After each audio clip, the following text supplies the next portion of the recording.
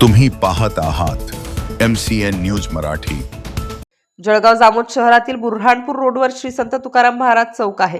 या चौकाचे सौंदर्यीकरण करण्यात आले असून येथे जगद्गुरू श्री संत तुकाराम महाराज व संत जगनाडे महाराजांच्या प्रतिमांचे अनावरण सुद्धा झालेले आहे।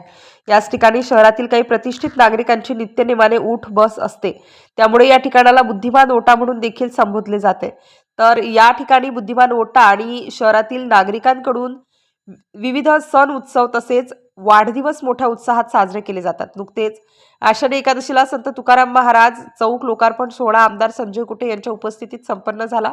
मात्र नुकतीच काल 2 फेब्रुवारी रोजी संत तुकाराम महाराजांची जयंती या ठिकाणी साजरी न झाल्याने आश्चर्य व्यक्त करण्यात येत आहे। बुद्धिमान ओटा यांनी सहभाग घेतला नसेल तरी सुद्धा परिसरातील काही तुकाराम भक्तांनी हार अर्पण करून जयंती उत्सव साजरा केला, असा व्हिडिओ आम्ही आमच्या कॅमेऱ्यात कैद केला आहे आणि त्यामध्ये प्रकाशनगर येथील संतोष देशमुख सह पत्नी दिसत आहेत। शहरातील तुकाराम महाराज चौकात असलेल्या बुद्धिमान ओट्याला नेमका तुकाराम महाराज जयंतीचा विसर का पडला असावा याचे कोडे काही बुद्धिजीवी लोकांना पडले आहे। MCN न्यूज मराठीकरिता वैभव वडोदे, जळगाव।